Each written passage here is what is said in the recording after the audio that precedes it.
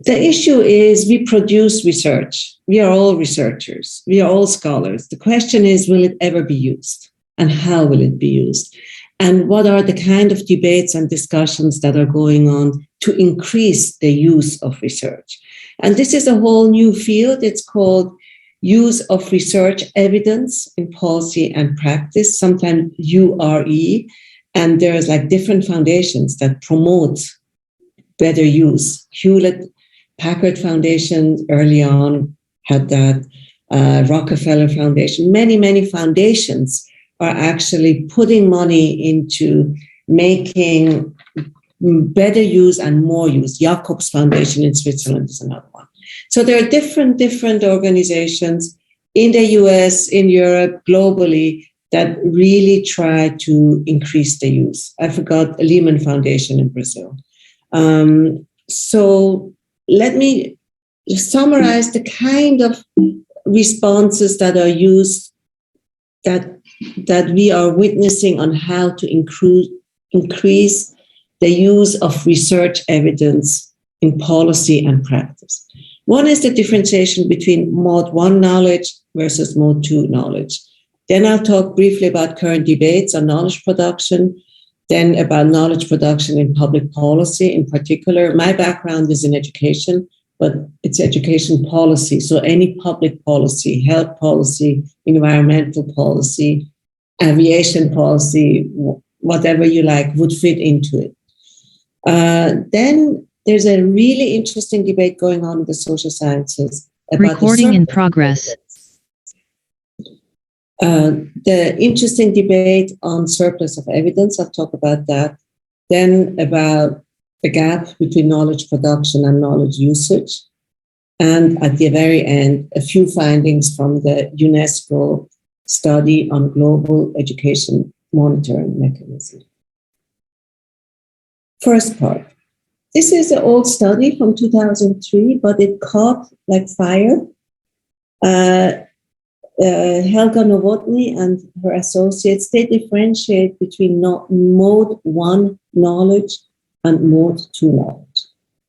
And what they're saying is the foundational research or purely academic research is typically the image on the top, where only at the beginning and at the end is there a connection and contact with actual users, whether these users are practitioners, policymakers, government. So there is only at the first stage when it's about identifying relevant research questions, and at the end when it's about uptake and dissemination, that there is this interaction with practitioners or users of research and knowledge. But everything else, usually we as researchers, we do it on our own, in our own team. We do the data collection, the analysis, findings, recommendation. So only in the beginning and the end. This is outdated. That's what they say, because there are many national science foundations, including highly academic ones, not just applied research. They are moving into more interdisciplinary, applied, policy relevant research. And there, the users of research are from the beginning and each stage part of the research project. Not just, and this is mode 2 knowledge, not just at the beginning about framing research questions, but even data collection, data analysis, data findings, data recommendations, and then uptake. Just to give you an example, in one of the projects we do, there's a requirement of the funder that we share the preliminary findings with future users and ask them for their interpretation. They call that meaning-making meetings, MMM. Those meaning-making meetings, for instance, we do social network analysis. We show them the network structure and we give them our tentative interpretation, but we ask for feedback. Joe Tobin did that very early on in his study on preschool in 3 cultures, where he showed video clips of preschools in different countries, China, US, and Japan. And he asked the educators themselves what they see, what they think. So the ones that produce the knowledge and the researchers collaborate closely with the object of study. So this is one way of bridging the gap between knowledge production or research production and the use of research, to have from the beginning the involvement of stakeholders in the process. So the stakeholders are not only involved at the beginning, at the end. And this is becoming the new normal. Sometimes, foundations call it interdisciplinary research, or as I said, applied or policy relevant research. The next phenomenon, this is something that is discussed a lot in sociology of knowledge. One is what I just mentioned, the differentiation between mode 1 and mode 2 knowledge. The other one is, as part of internet and easy access to information, the users are more and more involved in giving feedback, whether it's a product, whether it's academic publication. It's so easy to share feedback on social media and in other ways on the internet. As a result of that, Peter Weingart and Sabine Maassen, they say there is a democratization of expertise. The experts are not only the scholars that are somewhere in an ivory tower with a good education, such as Columbia University, that produce knowledge, but the users themselves become experts because they have an opinion on the product and whether the product is something they buy or whether it is knowledge. They give feedback and they participate in the process. Gil Eyal, who is my colleague in sociology at Columbia University, he says for a variety of reasons, including this so-called democratization of expertise, where everyone is an expert, there is a crisis of expertise because, and I think COVID showed that very beautifully, because the people, they see that experts don't agree. There is no one truth or one agreement. Like all the zillion explanations for how COVID-19 started, all the zillions of suggestions how to contain it, all the zillions of explanations of what is the most effective way to cure. Basically, this whole image that there is an agreement among experts is now deteriorating. And it has to do with internet, it has to do with access, it has to do with easy access to inform yourself, but also to spread information. The next part is also related to internet, the surplus of evidence. And my colleague, Chris Lubinsky from Indiana University, he says, 20 years ago, there were these calls for more evidence-based health policy, evidence-based education policy, evidence-based everything, public policy. But now, 20 years later, there is a surplus of evidence. So what happens with the surplus? We have new actors that they become brokers between knowledge producers and knowledge users to try to bridge. And I will talk about that. So in the end, and that's the last point, has to do with the democratization of expertise. There's this new term, this prosumer. It's a mixture of producer and consumer in the era of the digital economy, where the new consumer is also giving feedback, is also part of the production process. Maybe just a quick overview in public policy. We talk about the policy process in this way. So you know it starts with problem definition or agenda setting, policy formulation, policy implementation, and policy review. Very often we used to, including my own research, I look at how international comparison is used to generate a problem awareness. For instance, PISA or TIMSS, to generate the awareness that there is a need for reform because countries fall behind, or because others are doing better, or because lessons should be learned. So very often, evidence was used to set the agenda. But now there's all these organizations that also work with evidence or the use of research evidence for policy formulation. And usually for policy formulation, there is the search for best practices, but also policy implementation. Now we have with Brookings, for instance, in Washington, D.C., but also IDRC in Canada, the International Development and Research Center.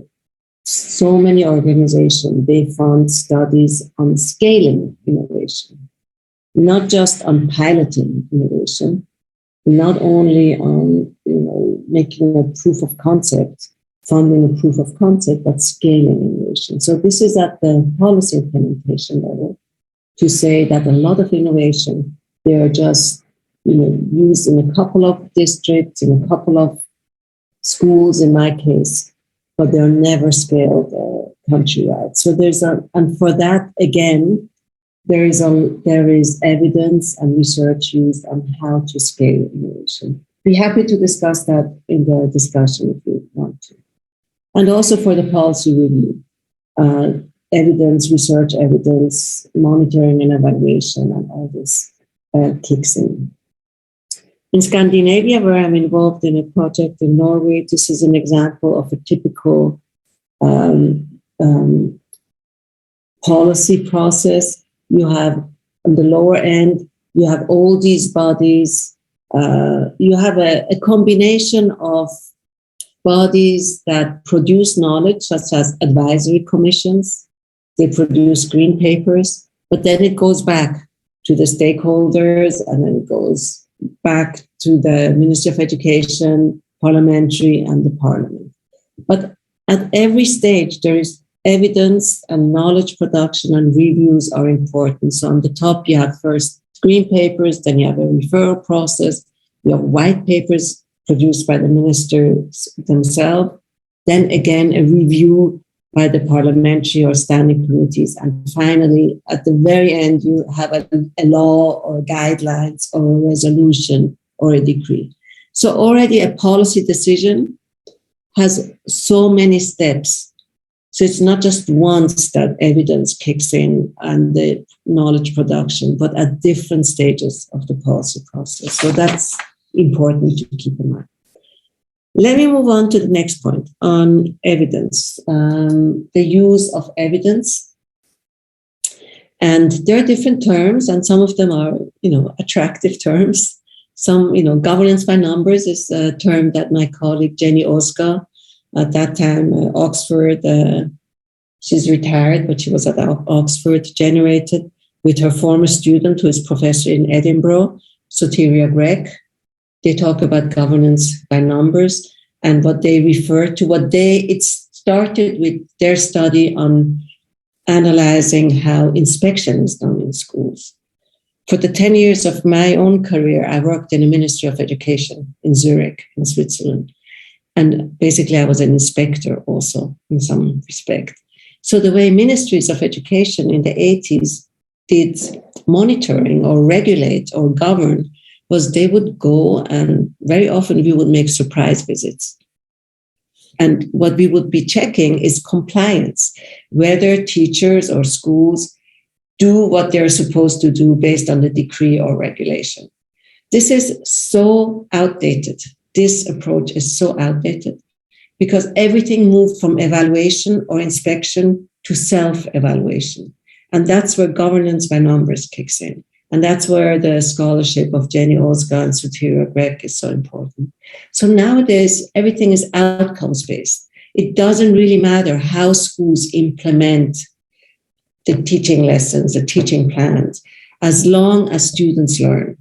So when we say there is a move from inputs and compliance with inputs to outcomes, we mean regulation and monitoring by the state is usually done by looking how students perform, the learning outcomes. So it's outcomes-based.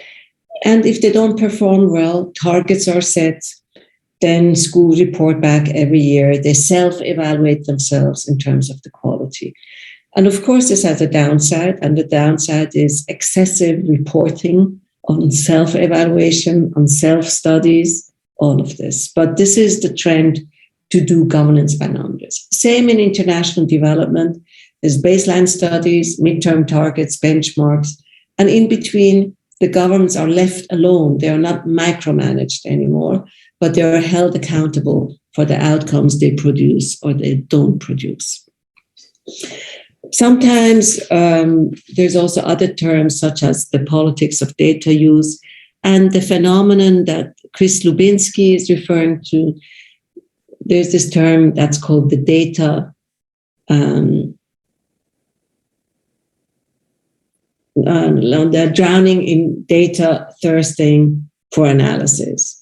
But also the term data graveyard. There is so much data, so much information because of governance by numbers, because so many reports are being produced, so much accountability works via numbers and via statistics, via formal agreements, that people also talk about the data graveyards.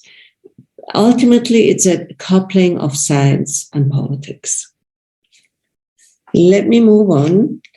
This is something from my colleague from Columbia University, Gil Ayal, that I adopted it a little bit to public policy. He says there's an interesting phenomenon. We as researchers are very often on the right side. If there's a highway with 3 lanes, we are in the slow lane.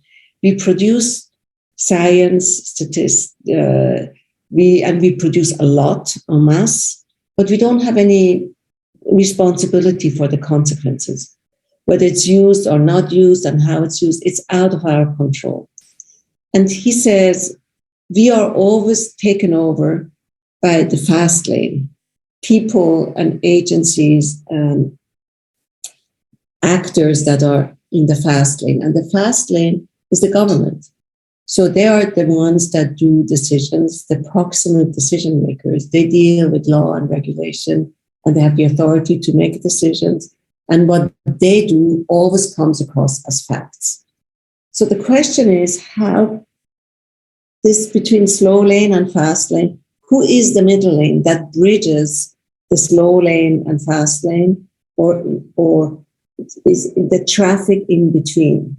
And in our field, like in policy studies, we say there is more and more policy brokers that are now emerging, that they synthesize research for policymakers. They translate research for policymakers. They simplify it so it will be used by decision makers and policymakers. So we would call those, it's part of policy studies. They reframe data as evidence and then translate it into policy. In North America, those policy brokers very often are actually the private sector. That's one of the critiques that Chris Lubinsky has. Also in Latin America, it's the same. The foundations, they become policy brokers. They are the middlemen between academia and government. And of course, they have their own agenda. Let me finish up this presentation with findings from the UNESCO study, and that's how we got to work with the Columbia Center in Beijing, because both Tenjun and Jilu, but also the Columbia University Center, helped us to disseminate surveys of UNESCO Paris, division for SDG 4. SDG 4 deals with basic education. They were interested exactly in that topic, how to bridge research and the use of research, how to make sure that research is used. And in fact, the new foundation of UNESCO is to say that research is one of 3 functional areas that is extremely important to ensure that governments, but also regional actors and global actors, they use research and evidence for policy and practice decisions. And nowadays, in an era of digital economy, of course, knowledge, you cannot discuss knowledge without looking into knowledge platforms. and resource centers and what's out there on the internet. So we looked at initiatives, networks, and platforms, INP. Initiatives is, for instance, KIC's EAP initiative. It's an initiative of global partnership for education. Networks is the organization I'm heading, is a network. We have almost 6,000 members, but also Comparative and International Education Society is really a network. And platforms are just, knowledge depositories such as Saber by the World Bank, but also UNESCO by IEP or IB, they all have platforms. So we asked, so we had 898 respondents, almost 900. So we were very happy with the return rate. The survey was translated into 6 languages, from Arabic to Spanish, you can see it yourself. And we had pretty good representation from Asia, not so much. The Arab states were using the UNESCO regions. The Arab region was a bit too small, and the Latin America one. But the other one, Asia and Pacific, is the most populous continent. Should be more, but in terms of the survey, we were happy that there was a sizable number. And the respond, and again, we asked, what do you use when you want to make policy decisions? What do you use? And how do you find important evidence and research for your work? And the survey was filled out by national governments, global and regional organizations, that's the last pie chart, by civil society organization, teaching professions, private foundation, and research. We merged private foundation and research think tanks because those were small. We merged private sector and private foundations because there were only 8% together. But other than that, we were pretty happy with the representation. And this is what we found. That's one of them. They are within SDG 4, which deals with basic education. One deals with foundational learning, and OECD and the World Bank are pushing heavily on foundational learning, which means improving the quality of education.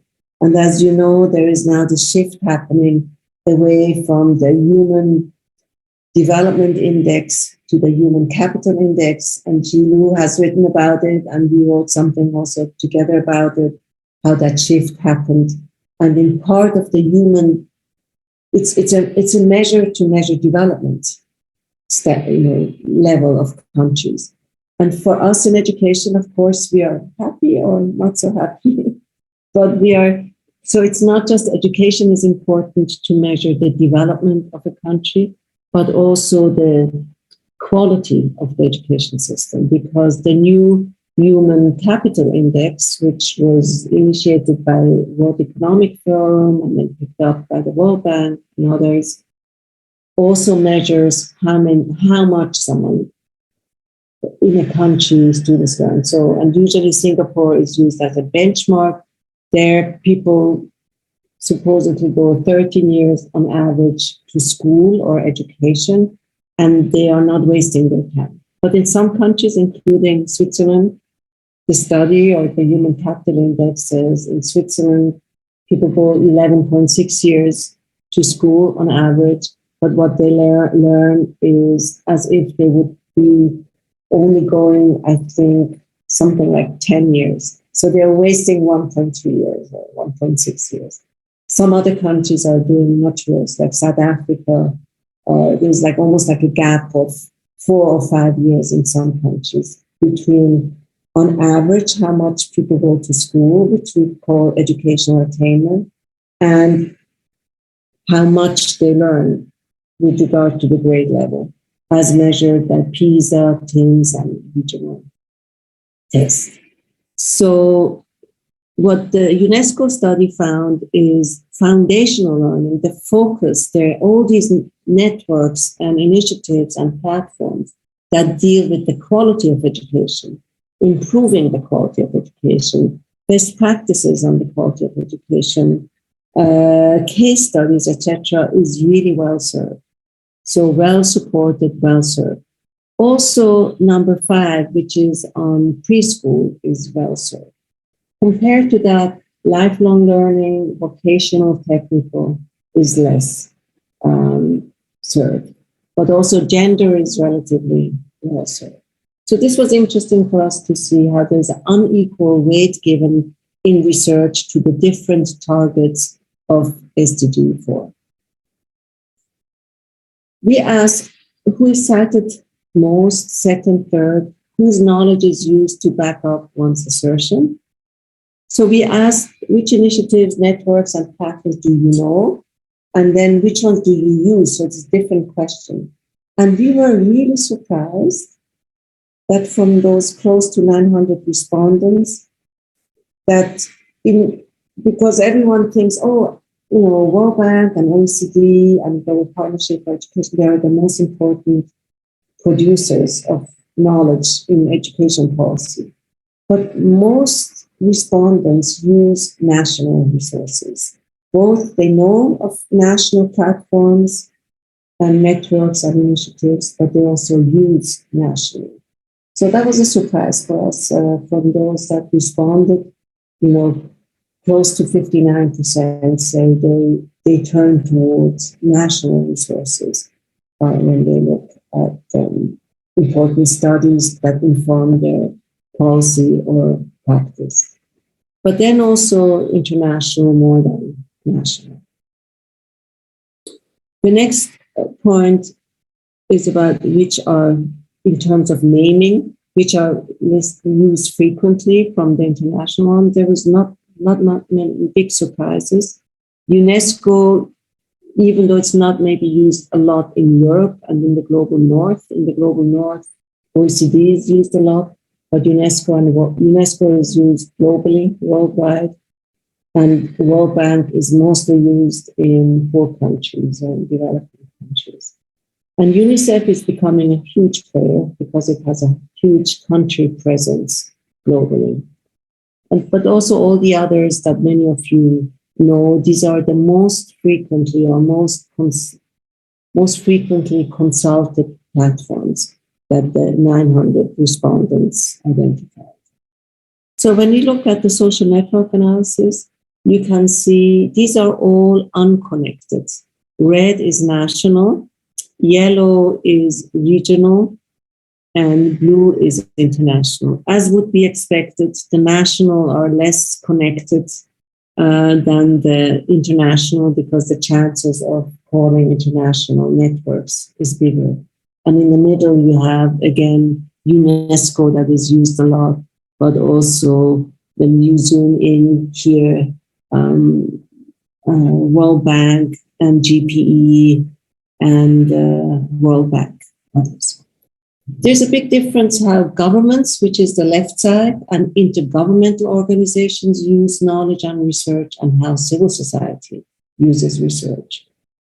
Government is much more narrow. Government officials are much more narrow how they use, which sources they consult for their own work. They usually use only government sources or sources of intergovernmental organizations such as World Bank, OECD, and UNESCO, which is not the case with civil society organizations. They use a much wider range of sources when they are, interested in learning from existing studies for their own work.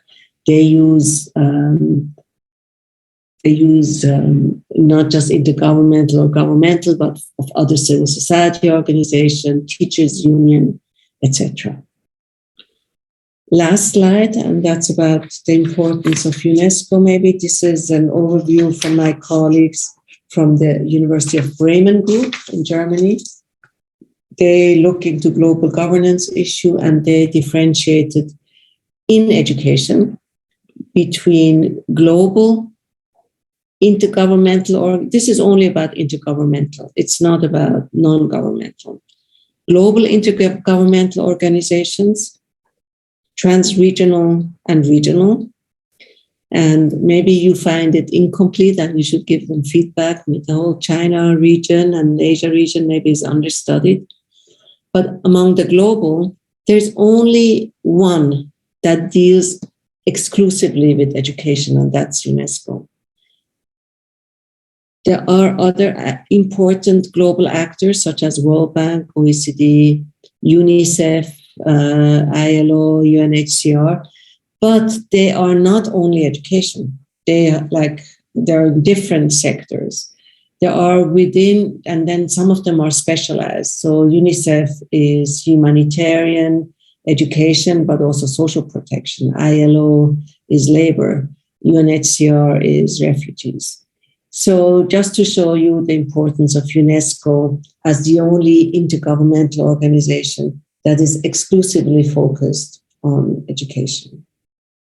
I mean, we now also have actually global partnership of education, but global partnership of education is not an intergovernmental organization. It's a multi-stakeholder organization because it also has private sector representatives and civil society representatives. But this is only among intergovernmental organizations. So for that reason, this new study for UNESCO, I think, is really important because UNESCO also recognizes that it cannot do the monitoring of SDG 4 or the steering alone because it's humongous, the 2030 agenda. So it is more becoming a coordinator and the Sherpa or a leader, but it involves and engages others in that process of the global education coordination. Let me end here so we have time for discussion. I'm going to pull it down so we get to see each other. Thank you so much for giving a full view of this issue. So I think the presentation well outlined the foundational logic of knowledge production and knowledge utilization, and explain the gap between research findings and policy making.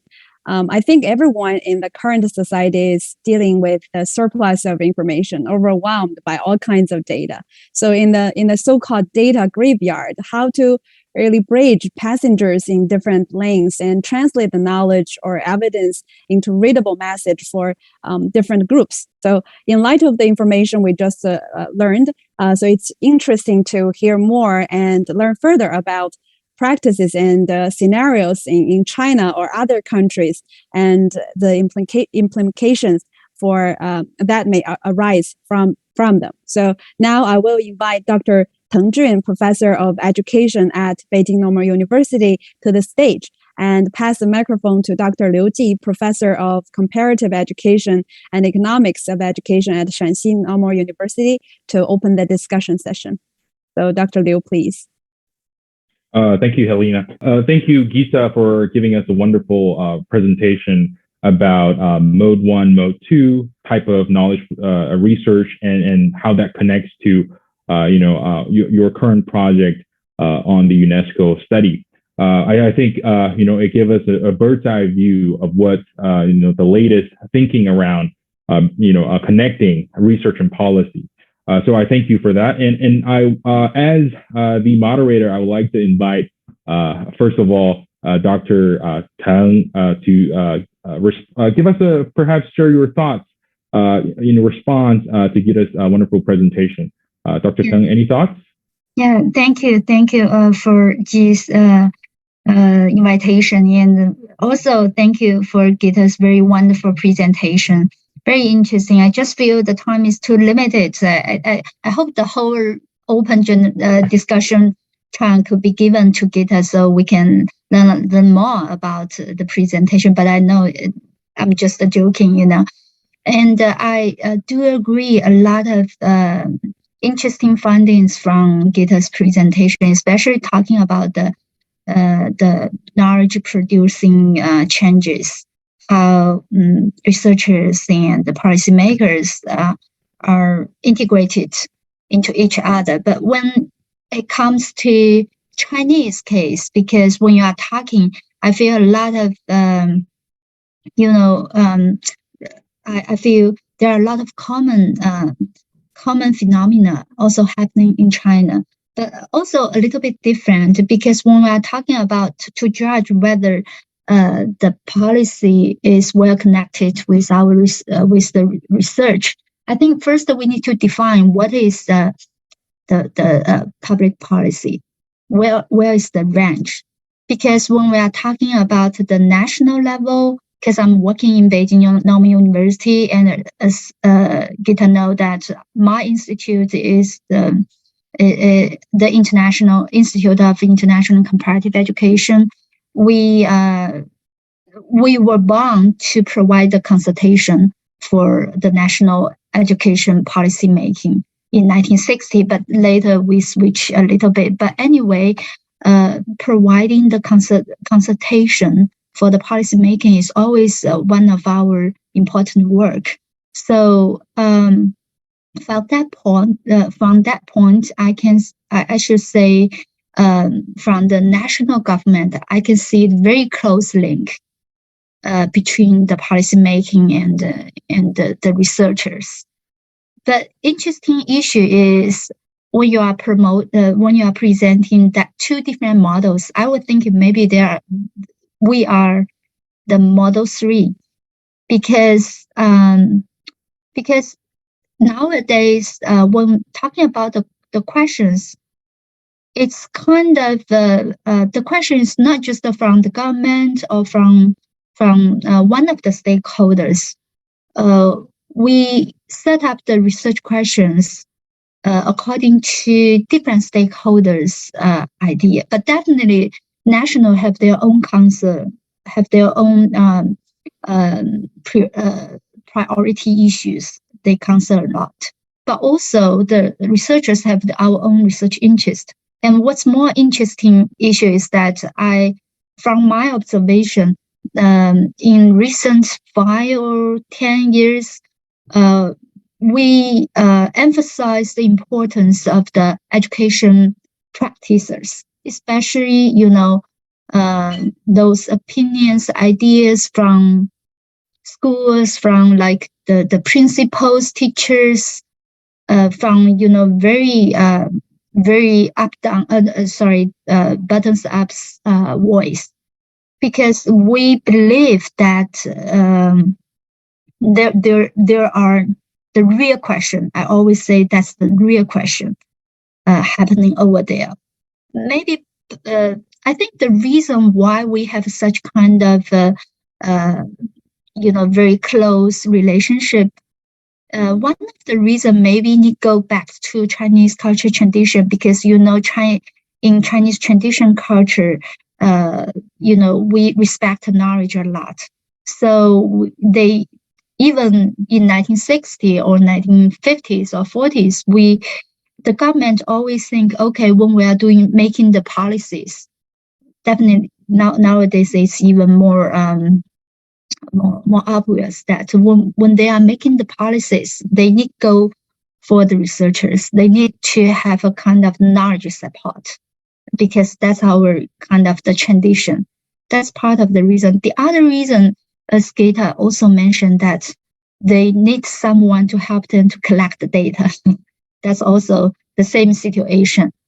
But then we are not just the data collectors, but also we help them to clarify the real question. Sometimes, especially, for example, because we as researchers, we are always invited to the Minister of Education to have some kind of open discussions with policymakers. Sometimes they put forward some questions, but that's not the real question. That's just their puzzle or their way of thinking. But actually, that's not the fact.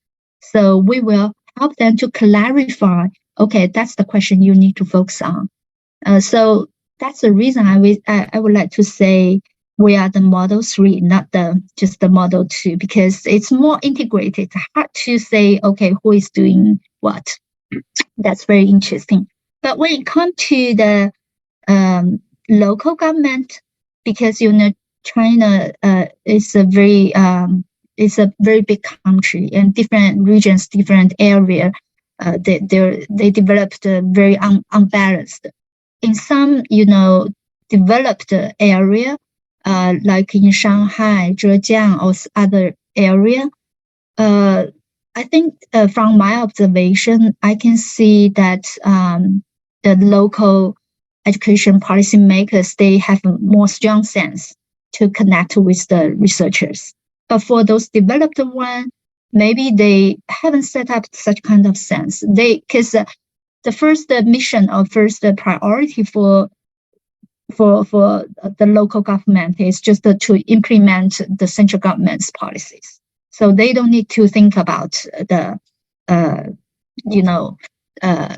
how to improve the situation. So that means they don't even have the questions coming to their mind.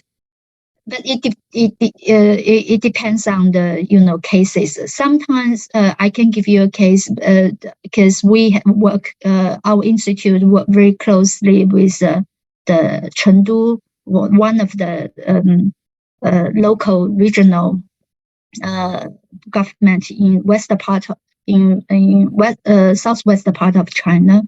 We work very closely with them, but they respect our ideas. Even they even hope that we can make the decision, but then we said that we need to make the decision together because you are the local people, you know what is happening in the local school. So, but the good model right now for this small area is that we invite the governments, the researchers, not just the researchers from Beijing, but also local researchers, as well as what I just mentioned, the education practitioners like the principals, teachers, to have a very open conversations to really set up what is the real question. So that's very interesting. So highly depends on different areas, but also I really like just now Gita mentioned talk about the data issue. I think that's very interesting. Yes, I really like that saying. John, I remember that's the joining in the data, thirsty for the analysis, right? I think that's not just for the whole international situation, but also for China. We also feel like that. Even for the researchers, currently we criticize a lot for the for some scholars. They just emphasize on the data, but then they just present, okay, that's the data, but without analysis, or the analysis without any insight from the analysis. Then it's just like you spend a lot of money to collect a lot of data, and then just to show the people, okay, the summer is hotter than the winter. So that's just kind of joke, but then that's some cases we are noticing. So I think analysis is really very important, although data is also important, but then how are we going to interpret those data requires a lot of understandings about the local situation, about the background knowledge.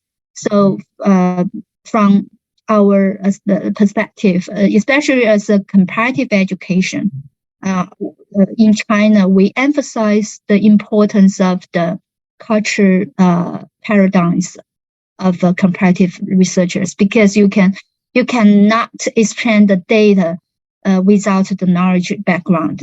The same, for example, I remember I have a very interesting dialogue several years ago with Professor Hannah Niemi from Helsinki University. For example, when we are doing the questionnaire, and then you ask the students whether they are satisfied with their performance. For most of the Finnish students and Chinese students, we would like to, you will see seldom of them will say, okay, I give 5 or I'm very satisfied. We will be more kind of moderate. Even you are very good, you will say, okay, 4, not 5. That's a kind of culture. But then we could also collect data from US. That's the US culture. They will say, okay, I'm very satisfied. They will select 5. But then does that mean, because from the data, from the number, 4 is less than 5. But does that mean Finnish or Chinese students is not doing as well as the US students? I think we can hardly judge that just from the data, because we really need to combine, okay, what does 4 mean for Chinese and Finnish students, and what does 5 mean for the US students? So that's very interesting. So that's also the reason why Professor Guo always emphasized, okay, as a comparative researchers, you really need to go into the culture, to root it into the culture. Otherwise, you can hardly provide the valuable insight from, the data. Maybe I just talk too much. Just feel free to stop me. Okay, Dr. Tung, I liked your comment about how there could be a Model 3 where there is a combination of practice, policy, and also research, where you engage, where there could be a model where you engage both policymakers and practitioners on the ground. I think, it's a very interesting thought into looking into this model. Perhaps this question is for both Gita and Dr. Tung. I was wondering, because today we gather here today to talk about bridging policy and research, but naturally policy and research, they are on different clocks. They work, they have different innate timelines. So as Gita mentioned earlier, usually academic research is longer, while policy, you want to see the effects right away. There are election cycles, there are policy evaluations underway. So in this light, do you see, a conflict between the different clocks in terms of different lanes? And Gita rightfully mentioned, there is the fast and then there's the slow lane. And how do we, amend those gaps in terms of timeline and clocks? How do we synchronize the clocks? Are there any insights? Maybe I should, G, if you don't mind. By the way, G Tangjun, you have to rename yourself because it says Ji Lu, so people so people know your real name. But there's really interesting comments, G, if you don't mind, from Tianhu Zhong and someone from Chengdu. And I think they both refer also to Tangjun's suggestion of the mode 3. What I get from your comment is that it's important to disaggregate stakeholders and disaggregate knowledge producers. And the colleague from Chengdu basically says on the stakeholders, when you say you involve the local level, the practice level, not just the national level, that's the mode 3 knowledge, that both the stakeholders, it's not just one entity, it's like a diverse body of people. Same with producers. When Tangjun says they're involving also practitioners in carrying out research.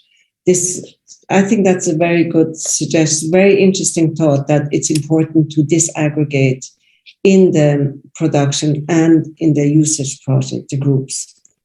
So I don't know if you want to give the floor to the colleague from Chengdu who might want to say something themselves, or the colleague before. Otherwise, I have one slide I wanted to show. Shall I show it now, or you want to give the floor first? Gee, tell me.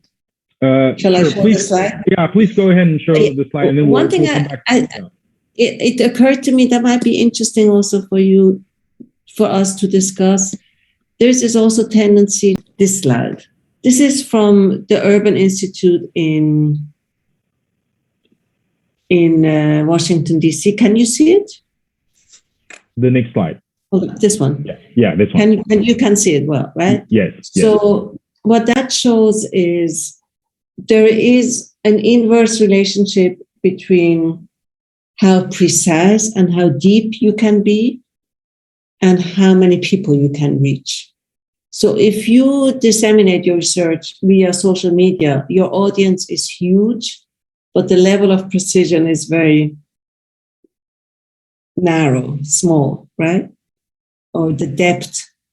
But if you just support At the other end, if you do a technical report with methodological detail, it's very exact, very deep, but it's a very small audience interested. And normally, like peer-reviewed journal is just above technical reports. It's also a small audience, but it's very precise, it's very rich, it's very deep. But the audience is very few people that read it, at least in English speaking. I don't know how it's in China and Chinese speaking publications.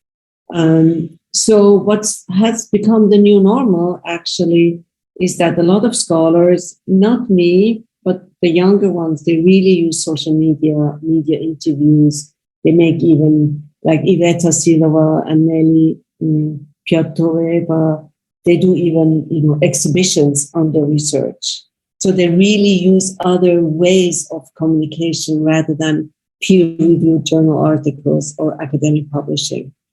What has become completely commonplace, and that's what I'm doing also, when we do like a big research project, especially if it's a funded one, we do a policy brief and fact sheets afterwards. So we ourselves try to synthesize our own research and prepare a policy brief with the main points. And if there are recommendations, also with recommendations. But this was unheard of 10 years or 20 years ago. But I think it's a reaction nowadays with the surplus of research. There's so much research, so much studies. Nobody really wants to read them. So you have to use different means of communication. Another last example is data visualization.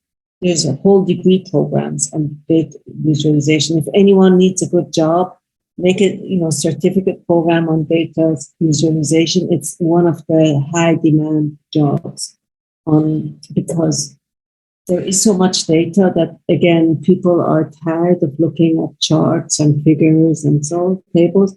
So there's more and more sophisticated ways of visualizing data and more diverse ways of communicating research.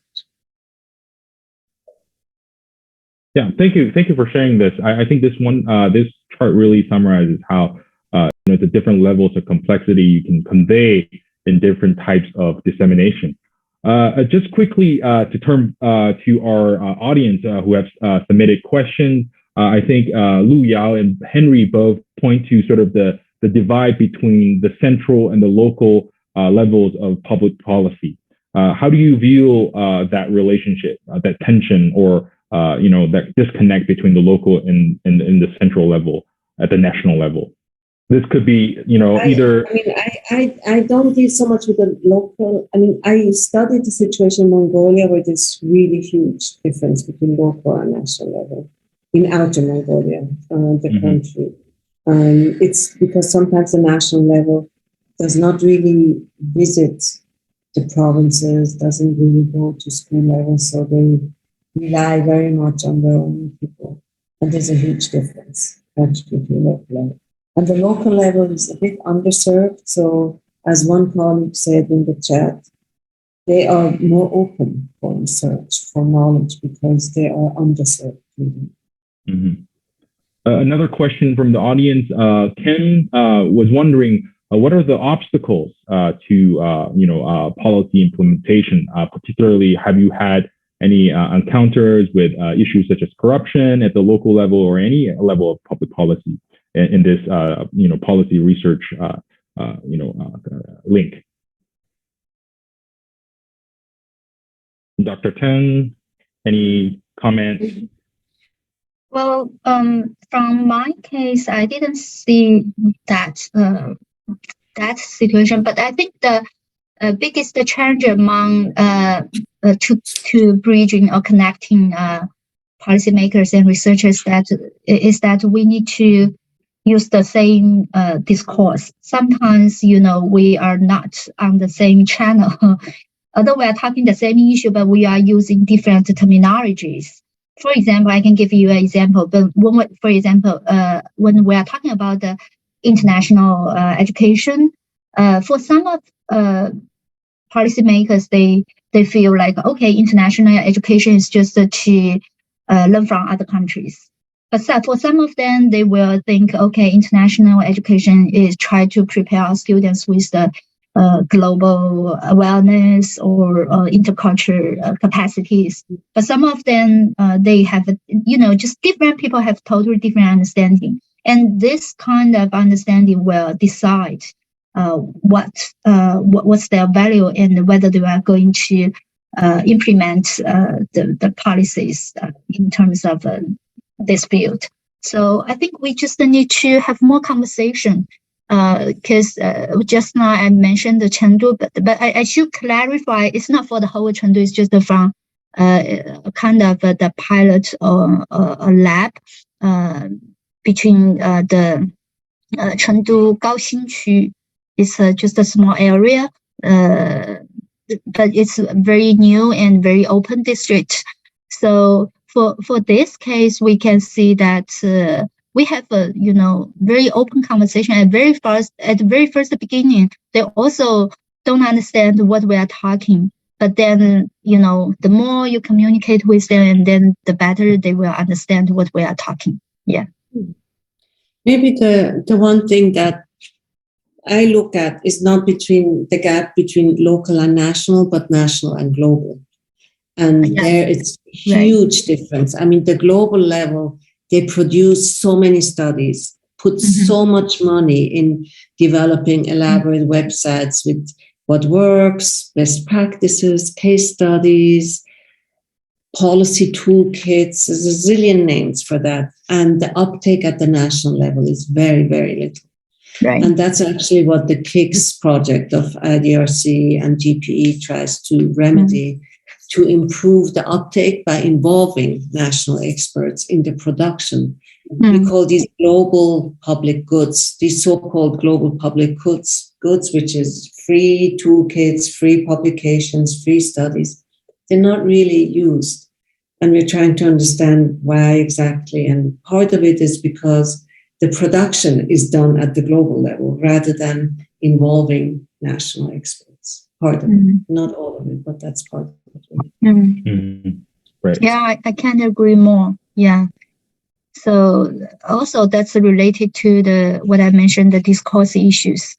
Although we are talking the same phenomena, but we are using different words. Okay, because of recently. UNESCO Banquet Office invite us to do some research about the global citizenship education. Before they saw that we don't have that in China, but actually we did a lot, but we just don't use that term. We use the international understanding education.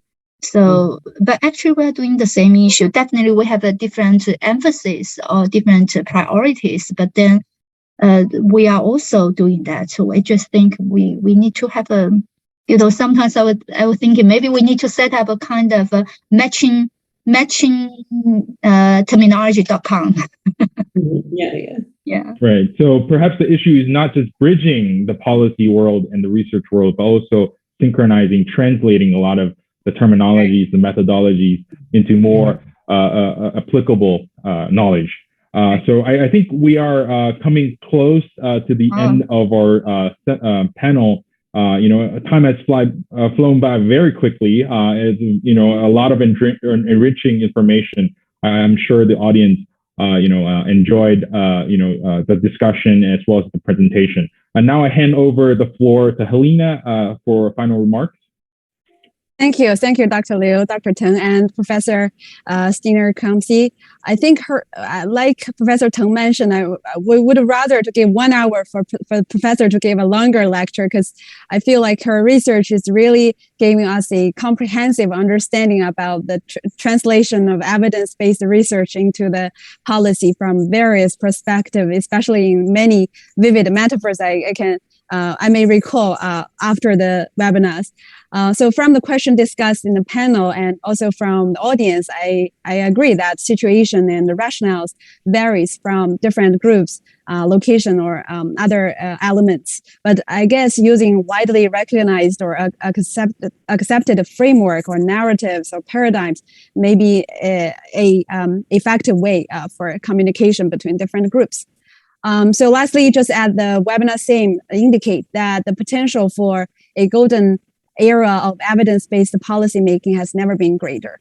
So the increased availability of data, new investment in rigorous research, and a growing public focus on results have given policymakers the extended ability to make informed choice based on evaluation of social costs and benefits. So hopefully more advocacy or actions will be done and lead to smoother translation from research funding into policy and practice in education area. So thank you so much again for attending the discussion. I look forward to seeing you at the following events. So having a good night and have a good day. Thank you so much. Thank you, Helena. Thank you, Gita. Thank you, Jimmy. Thank you, Professor. Thank you, Thank you. Columbia. Thank Thank you. you, Tanner.